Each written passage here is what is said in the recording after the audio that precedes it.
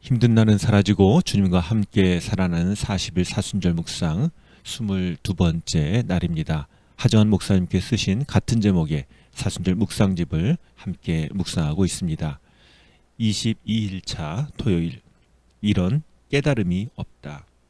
오늘 우리에게 주시는 하나님의 말씀은 누가복음 23장 34절입니다.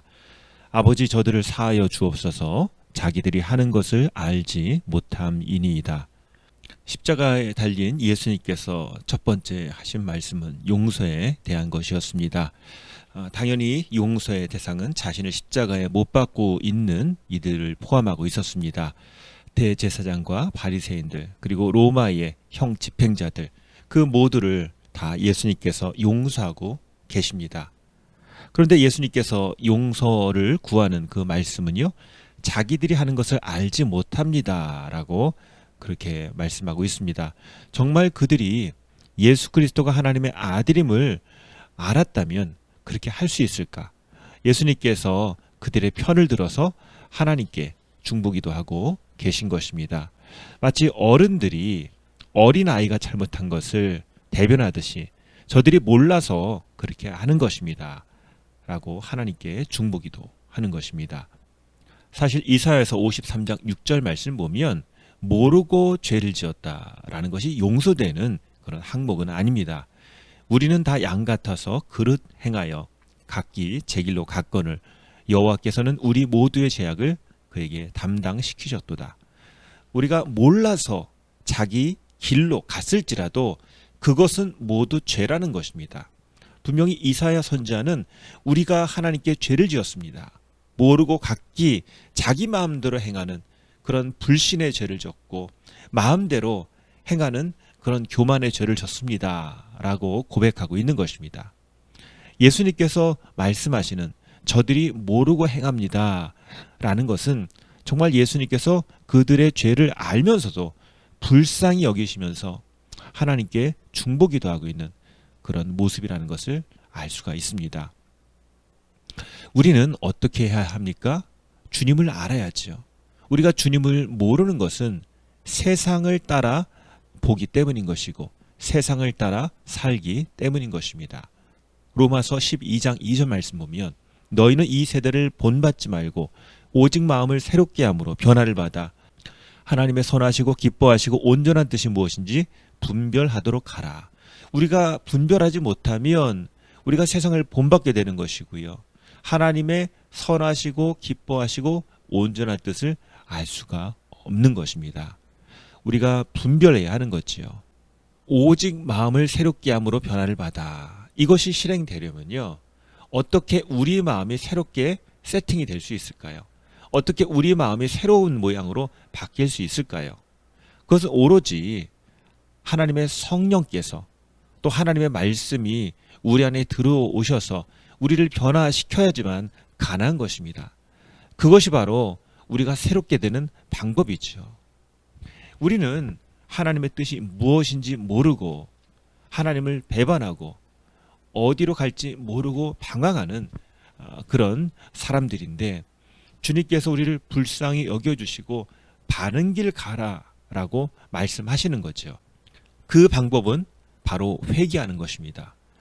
사도행전 2장 38절 말씀 보면 베드로가 이르되 너희가 회개하여 각각 예수 그리스도의 이름으로 세례를 받고 죄 사함을 받으라. 그리하면 성령의 선물을 받으리니. 우리가 회개함으로 인해서 우리 마음이 새롭게 바뀌는 것입니다. 우리가 세례를 받고 우리의 죄를 공개적으로 고백하며 예수 그리스도의 은혜를 구할 때, 그렇게 회개할 때 그때 우리에게 새롭게 되는 은혜가 임하는 것입니다. 가만히 있어서 내가 변화되는 것이 아니라 내가 회개하고 우리 스스로 바뀔 수 없음을 고백하며 성령님의 도우심을 구하는 것입니다. 우리의 변화를 주도하는 분은 성령입니다. 사실 우리가 그냥 노력해서 되는 것이 절대 아니죠. 정말 우리의 원형이, 속사람이, 우리의 심령과 우리의 생각과 삶의 습관이 바뀌려면 성령님의 도우심이 필요합니다. 그래서 고린도전서 12장 3절 말씀 보면 하나님의 영으로 말하는 자는 누구든지 예수를 저주할 자라 하지 아니하고 또 성령으로 아니하고든 누구든지 예수를 주시라 할 수 없느니라. 우리가 성령님이 아니면 예수님이 나의 주님입니다 라고 고백할 수 없는 거죠. 그래서 예수님께서는 사실 이 용서의 말씀을 하시면서 그들이 회개하기를 원하셨고, 그들의 마음속에 성령이 임하시기를 원했고, 그들에게 예수 그리스도의 이름을 고백하는 믿음이 있기를 원하셨던 것입니다. 그것이 언제 일어나게 되나요? 예수님께서 부활하신 후에 베드로와 여러 제자들의 입술을 통해서 복음이 전해졌을 때 그것이 이루어지게 된 것이지요. 우리는 주님 앞에 빨리 돌아가야 합니다. 주님의 사랑과 용서의 초청에 응해야 하는 것입니다. 깨달아야 하는 것입니다. 반응해야 하는 것입니다. 이 시간에 혹시 우리가 깨달음이 없었다면 하나님의 그 음성을 듣게 하시고, 오늘 우리가 주님의 부르심에 응답하며 주님의 손 붙잡고 주님이 원하시는 방향으로 나아가는 삶 되게 해달라고 우리 같이 주여 한번 외치시고 같이 기도하시겠습니다. 주여, 이 시간 주님께서 무지한 백성들을 불쌍히 여겨주시고 그들이 자기들의 하는 일을 모른다고 하나님께 그들을 위해 중보기도 했던 그 예수님의 사랑 어린 말씀을 기억합니다. 오늘 저희들이 혹시 주님의 뜻을 모르고 땅만 보며 살고 있다면 저희들 용서해 주시고, 오늘 하늘을 바라보며 주님의 말씀을 우리가 마음에 담고 우리의 살아갈 바를 알고 갈 수 있도록 하나님 인도하여 주시옵소서. 아버지 하나님, 깨닫게 하시고 우리의 심령이 바뀌게 하시고 주님을 향하여 나아가는 주님의 사람 될 수 있도록 하나님 인도하여 주시옵소서. 성령님, 또 주님의 그 거룩하신 말씀이 우리의 삶에 녹아들며 우리 삶을 이끄는 능력 될 수 있도록 인도하여 주시옵소서. 예수님의 이름으로 기도합니다. 아멘. 다 같이 이번 주 공동기도문 기도하시겠습니다. 교회의 사랑 기도주간, 주님의 피값으로 세워진 헤브론 교회가 구원의 방주가 되게 하소서. 모든 예배의 은혜와 평강, 위로와 축복, 치유와 회복의 은혜를 누리게 하옵소서. 주님 다시 오실 때까지 복음 들고 달려가는 사명 공동체가 되게 하옵소서. 주님의 말씀을 따라 살아가는 예수 소망 공동체 되게 하옵소서. 담임 목사님에게 갑절의 영성과 말씀의 능력을 더하시고 예수 생명의 말씀을 선포하는 선한 목자 되게 하소서.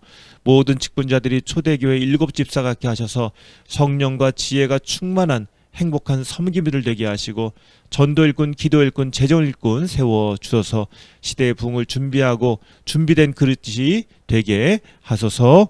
아멘. 이 시간 개인 기도하실 때 우리에게 맡겨주신 영혼, 또 하나님께 주신 사명을 위해서 함께 중보 기도하시겠습니다. 다 같이 기도하시겠습니다.